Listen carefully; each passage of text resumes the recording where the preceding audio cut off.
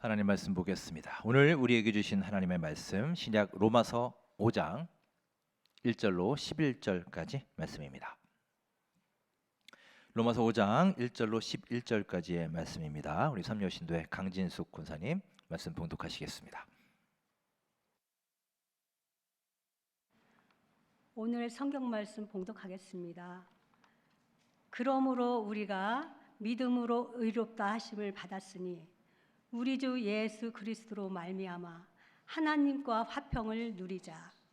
또한 그로 말미암아 우리가 믿음으로 서 있는 이 은혜에 들어감을 얻었으며 하나님의 영광을 바라고 즐거워하느니라. 다만 이뿐 아니라 우리가 환난 중에도 즐거워하나니 이는 환난은 인내를, 인내는 연단을, 연단은 소망을 이루는 줄 알미로다. 소망이 우리를 부끄럽게 하지 아니함은 우리에게 주신 성령으로 말미암아 하나님의 사랑이 우리 마음에 부은 바 됨이니 우리가 아직 연약할 때에 기약대로 그리스도께서 경건하지 않는 자를 위하여 죽으셨도다. 의인을 위하여 죽는 자가 쉽지 않고 선인을 위하여 용감히 죽는 자가 혹 있거니와 우리가 아직 죄인 되었을 때에 그리스도께서 우리를 위하여 죽으심으로 하나님께서 우리에 대한 자기의 사랑을 확증하셨느니라. 그러면 이제 우리가 그의 피로 말미암아 의롭다 하심을 받았으니 더욱 그로 말미암아 진노하심에서 구원을 받을 것이니 곧 우리가 원수 되었을 때에 그의 아들의 죽으심으로 말미암아 하나님과 화목하게 되었은즉 화목하게 된 자로서는 더욱 그의 살아나심으로 말미암아 구원을 받을 것이니라. 그뿐 아니라 이제 우리로 화목하게 하신 우리 주 예수 그리스도로 말미암아 하나님 안에서 또한 즐거워하느니라. 아멘. 아멘. 여러분 반갑습니다. 오늘도 예배하는 우리 모두의 삶에 뜨거운 성령의 체험과 감동이 있기를 주의 이름으로 축원합니다. 함께 우리 인사 나누겠습니다. 성령 충만하시기 바랍니다. 인사하겠습니다. 예, 주 안에서 성령 충만, 은혜 충만한 하루하루 살아가시기 바랍니다. 오늘 2부 예배는 제 3여신도의 주간 헌신 예배로 드립니다.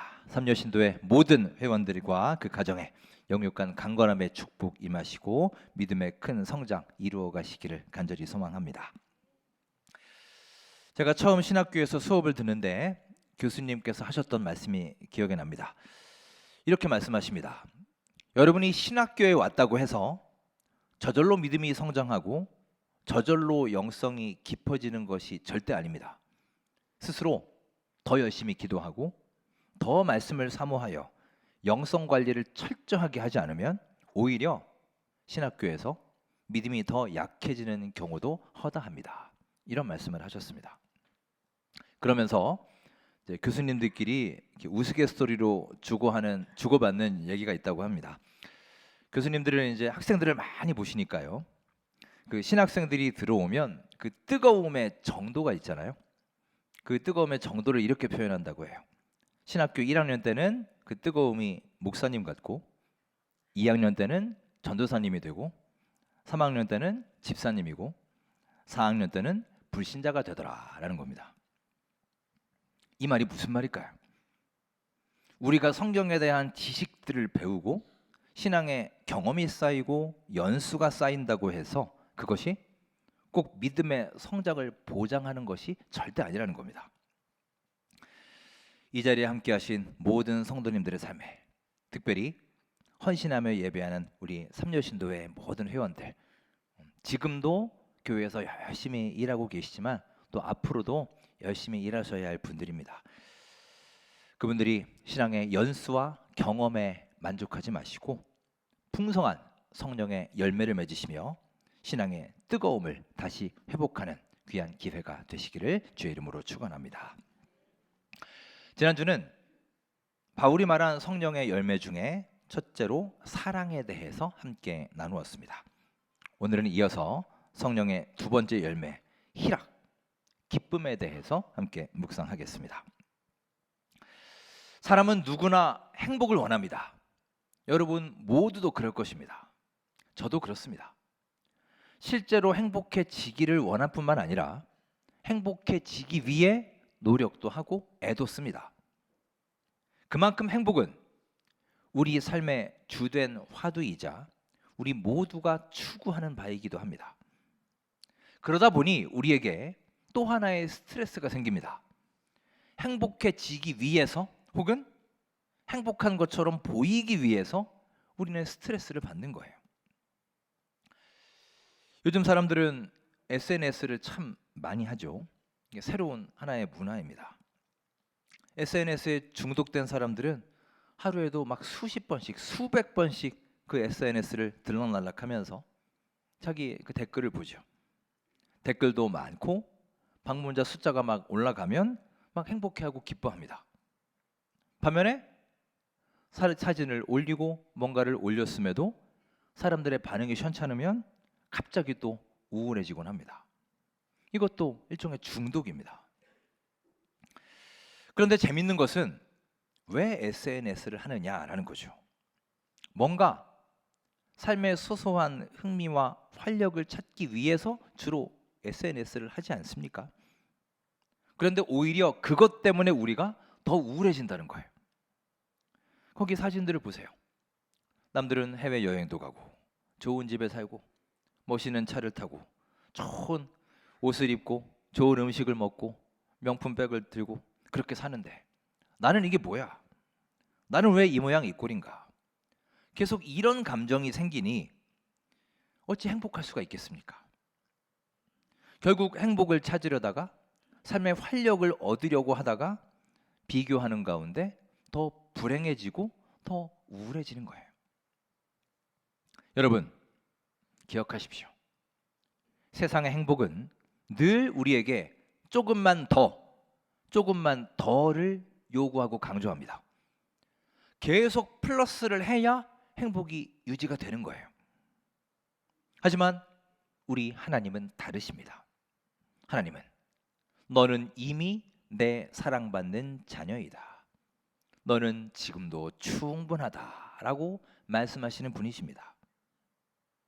여기서부터 우리 성도의 기쁨이 시작되는 거예요. 우리가 일이 잘 풀리고 승승장구하고 상황이 원만할 때 행복감을 느끼는 것은 그리 어렵지 않습니다. 문제는 우리 상황이 늘 그렇게 좋을 수만은 없다는 거예요. 만일 여러분 환경이 우리의 행복을 좌우하는 것이라면 아마 우리는 인생의 상당 부분을 불행하게 살 수밖에 없을 겁니다. 그렇다면 여러분, 우리는 좋지 않은 상황 속에서도 행복과 기쁨 가운데 살 수 있어야 되지 않겠습니까? 갈라디아서 5장의 성령의 열매, 그 두 번째 열매가 바로 기쁨, 희락의 열매입니다. 기쁨이라고 하는 것은 우리의 환경에 좌우되는 것이 아닙니다. 기쁨은 외부가 아니라 우리 내면에서 이루어지는 것이며 전적으로 우리의 선택에 달려 있다는 거예요. 즉, 내가 기뻐하기를 노력하며 선택해야 한다는 것이죠. 그러면 우리 그리스도인들은 어떻게 기뻐할 수 있을까요? 오늘 본문 로마서 5장을 통해서 우리 그리스도인들의 기쁨의 근거를 함께 나누어 보겠습니다. 첫째로, 우리 그리스도인들이 기뻐할 수 있는 근거는 우리에게 소망이 있기 때문입니다. 자, 본문 2절을 함께 읽겠습니다. 읽습니다. 또한 그로 말미암아 우리가 믿음으로 서 있는 이 은혜에 들어감을 얻었으며 하나님의 영광을 바라고 즐거워하느니라. 아멘. 여러분, 우리 그리스도인들은, 우리 믿는 자들은 하나님께 소망을 두며 사는 사람들입니다. 믿으십니까? 아멘. 즉 우리가 하나님의 은혜를 경험할 때 그것으로 인해, 은혜를 체험함으로 인해 하나님의 영광을 바라고 즐거워하게 된다는 거예요. 하나님은 아브라함에게 자손을 약속하셨죠. 하지만 그의 현실은 어땠습니까? 나이는 점점 들어갑니다. 여전히 자녀는 없었습니다. 하지만 아브라함의 눈은 현실을 바라본 게 아니었어요. 하나님의 약속을 계속 바라보고 있었습니다. 결국 아브라함은 그의 나이 100세 아들 이삭을 얻게 되지 않습니까? 여러분, 우리가 이렇게 현실만 보면 낙심에 빠지지만 하나님의 약속을 바라볼 때 소망을 갖게 될 수 있는 것입니다. 즉, 우리 그리스도인들의 기쁨의 근거는 현실로부터 나오는 게 아니라 하나님의 약속에서 나오는 소망에 있다라는 것을 믿으시기 바랍니다. 미국 월스트리트의 황제라 불리던 버나드 메이도프라는 사람이 있습니다. 그는 세계적인 경제 위기 때 소위 먹튀라는 말이 있죠. 먹고 튀었다고요. 수많은 사람들의 돈을 떼어먹고 도망간 사건이 있었습니다. 꽤 시끄럽고 유명했던 사건입니다. 워낙 경력도 화려하고 유명한 사람이 큰 수익을 안겨주겠다 하니 사람들은 다들 그만 믿었던 거예요. 그래서 모든 것을 그에게 투자했다가 그만 망해버리고 말았습니다. 왜 이런 일이 일어났을까요? 우리가 잘못된 것에 소망을 두고 살았기 때문이에요. 여러분, 우리는 지금 무엇에 소망을 두며 살고 있습니까? 세상의 허황된 욕심과 그 정욕과 꿈이 아니라 우리 예수 그리스도께 소망을 두고 하루하루 살아가시기를 간절히 소망합니다. 어느덧 올해도 5개월이 지났습니다. 오늘 5월의 마지막이네요. 이 시점에서 다시 한번 우리 삶의 방향을 잘 점검하셔서 올 한 해 우리 주 예수님에 대한 소망을 가지고 하루하루 기쁨 가운데 거하시기를 주의 이름으로 축원합니다.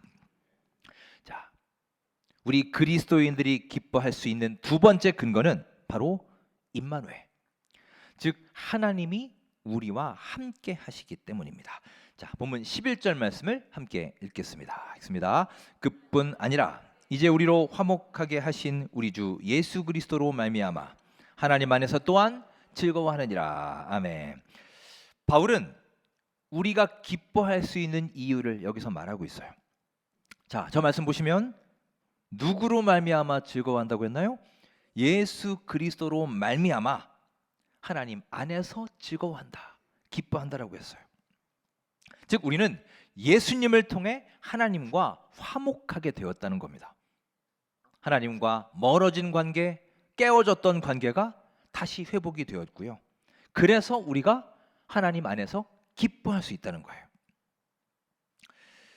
미국의 시인 로스게이의 기쁨의 책이라는 저서가 있습니다. 우리 잠깐 그림 보실까요? 저렇게 우리말로 번역도 되어 있는 책입니다. 여기에 재밌는 표현이 나옵니다.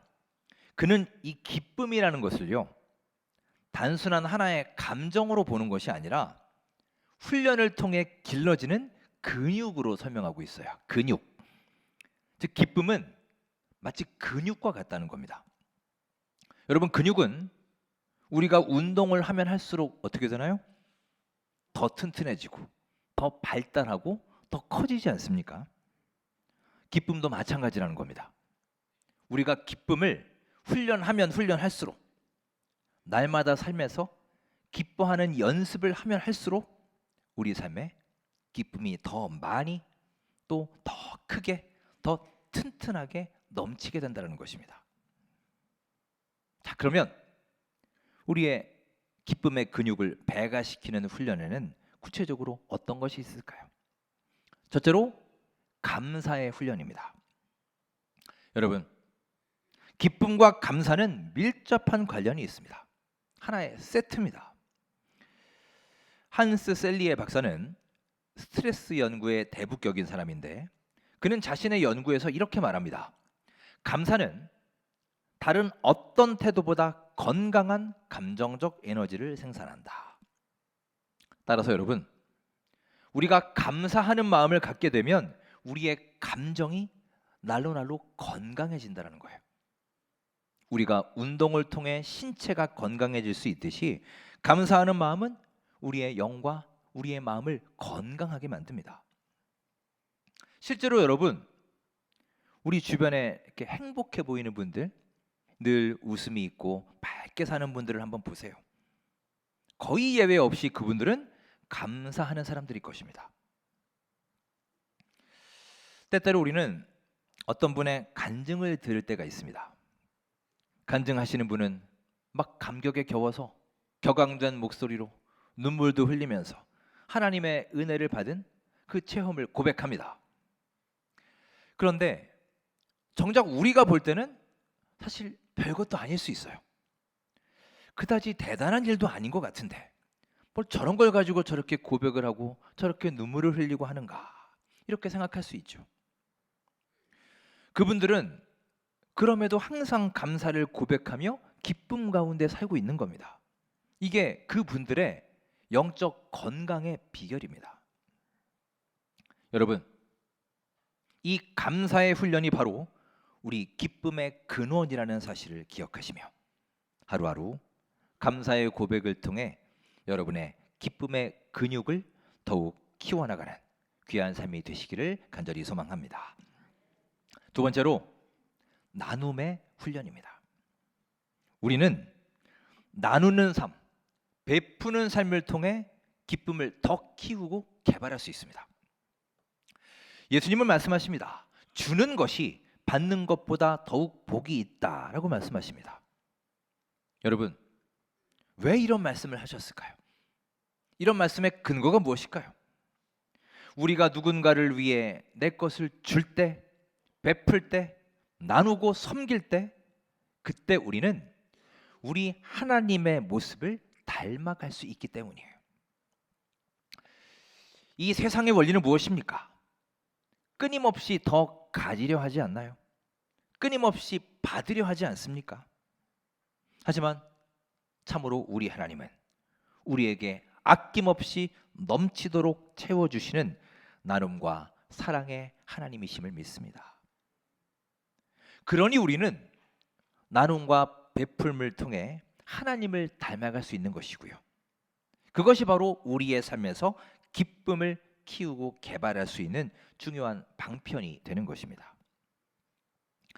사랑하는 여러분, 특별히 헌신하며 예배하는 우리 제3여신도의 모든 회원 여러분, 지금도 내가 너무나 아끼고 나의 손 안에 꼭 쥐고 있는 세상의 욕심과 정욕들이 있지 않습니까? 이제 그 쥐었던 손을 펴고 담대히 내려놓으시고 나눔과 베풀음을 통해 주님을 더욱 닮아가는 하루하루가 되시기를 간절히 소망합니다. 세 번째로 섬김의 훈련입니다. 우리는 섬김의 삶을 통해 내면의 기쁨을 키워갈 수 있어요. 자, 에베소서 6장 7절에 이런 말씀이 있습니다. 함께 화면 보시고 읽겠습니다. 기쁜 마음으로 섬기기를 주께 하듯 하고 사람들에게 하듯 하지 말라. 아멘. 자, 섬김을 하는데 어떤 자세로 섬기라나요? 기쁜 마음으로 주께 하듯 하라고 했어요. 즉 하나님께 하듯이 그런 마음으로, 그런 기쁨으로 섬겨라라고 말씀합니다. 우리가 지금 드리는 예배를 영어로 서비스라고 합니다. 이 서비스라는 말이 바로 serve, 섬김이라는 말에서 나왔다고 했죠. 즉 우리의 예배도 근본적으로는 하나님 앞에 낮아짐과 섬김의 자세로 드려야 하는 거예요.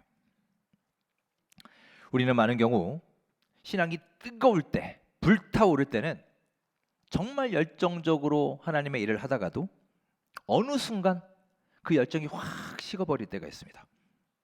내가 주목받지 못하거나 관심의 중심에서 멀어질 때 언제 그래나는 듯이 열정이 식고 실망하고 시험에 들기도 합니다. 그게 연약한 우리의 모습이에요. 하지만 여러분, 우리 삶의 진정한 기쁨은요, 자기 자신에게 관심을 쏟을 때만 누릴 수 있는 기쁨이 아닙니다. 우리의 중심이, 나의 관심이 다른 사람을 향할 때, 즉 우리의 이웃을 바라보고 그들의 필요를 바라보며 그들의 아픔이 뭔지, 그들의 상처가 무엇인지 돌보아주고 관심을 가질 때 어느 순간 보이기 시작하는 거예요. 그렇게 서로의 필요를 채워주고 섬기면서 서브하면서 그동안 느끼지 못했던 새로운 기쁨이 찾아오는 것입니다. 여러분, 바로 이 새로운 기쁨, 섬김을 통해서 누리는 내면의 커다란 기쁨을 날마다 체험하는 우리 모두의 삶이 되시기를 간절히 소망합니다. 마지막으로 예수님 전파의 훈련이에요. 우리는 예수 그리스도를 전할 때 삶의 기쁨이 넘치게 됩니다. 이것이 우리 성도들이 누리는 가장 큰 기쁨입니다. 유명한 복음 전도자 무디 목사님은 이런 말씀을 했습니다.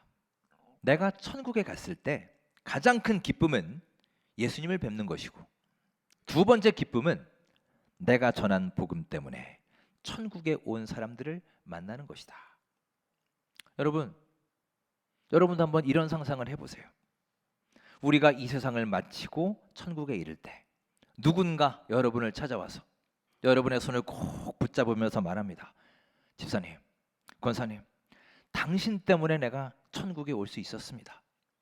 주님 모르고 다른 곳으로 살던 나를 붙잡고 인도해서 내가 당신 때문에 구원받게 되었습니다. 정말 감사합니다. 이런 말을 듣는 상상을 한번 해보십시오. 저는 막 감동과 전율이 밀려옵니다. 이보다 더 큰 기쁨과 감격이 우리의 삶에 어디에 있겠습니까? 오늘 예배 후에 우리 다 같이 플로깅을 나갑니다. 교회 주변에 휴지들을 주우면서 깨끗하게 정화하는 그런 헌신과 봉사의 시간이기도 하지만, 무엇보다 그런 우리의 수고를 통해 예수님을 전하는 소중한 기회이기도 합니다. 여러분, 우리 예수님을 전하는 기쁨은 세상 어떤 기쁨과도 비교할 수 없는 크고 놀라운 기쁨이에요. 우리가 전한 그 복음이 싹을 틔우고 꽃을 피우며 열매를 맺는 커다란 환희와 감격을 풍성히 누리는 귀한 하루하루가 되시기를 간절히 소망합니다. 여러분, 우리 주변을 돌아보십시오. 가깝게는 우리 가족들부터 보세요. 아직도 믿지 않는, 또 믿음이 연약한 우리 가족들이 있지 않으십니까? 그들의 영혼을 위해서, 우리 가정의 복음화를 위해서 뜨겁게 간절히 기도하시기 바랍니다. 아직까지 믿음이 연약한 내 주변에 지체들이 있다면 그들을 위해 기도하시고, 그들에게 주님의 생명의 복음을 전하는 일에 최선을 다하며 그것을 통해 큰 기쁨 누리시는 주님의 백성들이 되시기를 간절히 소망합니다. 우리가 가족을 위해 기도하지 않으면 누가 기도하겠어요? 이제 우리가 깨어 기도해야 될 때입니다. 사랑하는 여러분, 우리가 기뻐하지 못하는 이유가 무엇입니까? 이 세상이 말하는 기쁨과 하나님 안에서 누리는 기쁨을 착각하기 때문입니다. 세상은 말합니다. 다른 사람의 기쁨이 아니라 오직 나의 기쁨만 추구해라. 내 유익만 추구하며 살아라. 그것만으로도 바쁘다. 우리에게 강조합니다.